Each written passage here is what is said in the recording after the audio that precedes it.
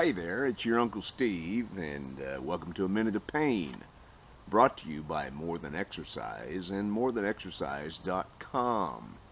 Today, I want to talk to you a little bit about fasted cardio. Now, the last few weeks, I've seen quite a few posts on Facebook from people talking about their morning regimen of fasted cardio, and I'm going to tell you why it doesn't work, all right?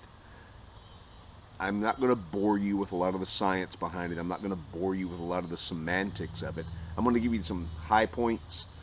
Everything else is going to be below this video in the comments section of my post. So if you want to learn more about it, it's all there. But the main thing that I have against this whole fasted cardio ordeal is that you're dealing with activity-induced fat burning, which is really a very small percentage of the actual amount of fat potential burn when you exercise or when you stop exercising. What I mean is, most people are focusing their intent on the wrong spot. You want to, if you're really serious about losing fat, if you're really serious about dropping body fat, getting into lean, good-looking shape, you've got to focus on your resting metabolic rate. What is your resting metabolic rate comprised of? And it's primarily the amount of muscle that you have on your body.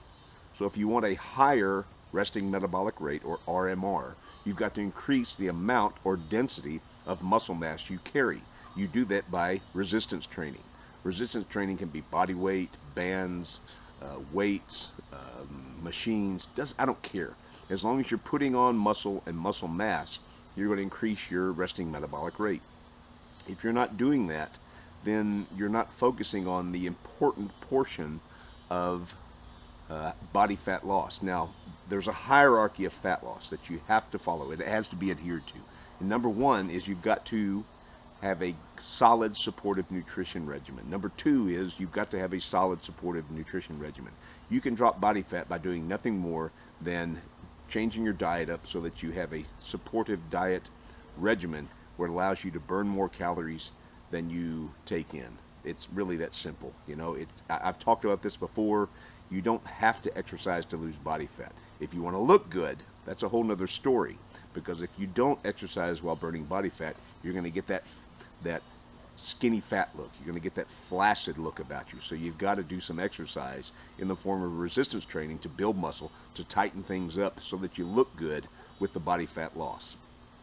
The other thing is, you've got to change your diet up so that you eat a more quality diet. And by that I mean a low-carb diet. How many studies have you ever heard of where a low-carb diet outperforms a high-carb diet? Probably hundreds, probably 1,000. How many have you ever heard of the opposite? I can guarantee you none. Okay, so if you're not reducing your carbohydrate intake in order to drop body fat, you're spinning your wheels. All right, that's number one. Number two, if you're thinking that you're going to add some aerobic activity into your activities at the same time you're having a caloric deficit and you're going to get somewhere, I'm sorry to say that's really not going to happen. If you're dropping your carbs, you're lowering your caloric intake, and you're not doing resistance training and expecting to drop body fat, you're wasting your time. All right? Adding aerobics does no good. Adding aerobic activity to your fat burning does no good. Yeah, you can get in better shape. Yeah, you can increase your VO2 max. Yeah, you can do a lot of things, but fat burning is not one of them. And again, read the comments, look in the comments section below this video. You'll find out why I say that. All right. Number three, and this is the most important thing when it terms of fasted cardio. All right. Let's say I have a twin brother and we go running. All right. It's early in the morning and he eats a piece of toast and goes running, and I don't eat a piece of toast and go running. What's the difference in caloric burn? Nothing. All right, there's no difference. It doesn't matter, because what you're missing is that the exercise is merely a stimulus for the other 23 hours of a day.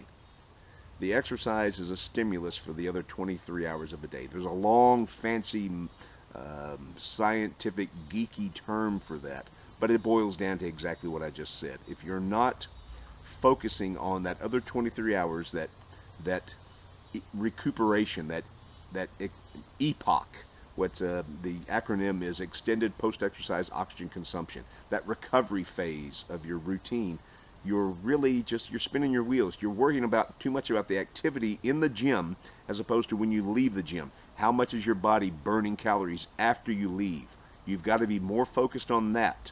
60 to 70% of your attention should be focused on the activity and recovery after you leave the gym. You work hard in the gym so that you set yourself up for success when you leave the gym. If you're just going in and doing a little cardio, your efforts stop once you stop the cardio. When you lift weights, when you do resistance, when you do strength training, your efforts continue on. That soreness you feel, that achiness you feel after you weight train, that's EPOC. That's recovery. That's regeneration. That's fat burning. Think of it in terms of that. So my encouragement to you is save your time. Unless you just, you like to do cardio, you got some weird penchant for doing cardio, don't do it, okay?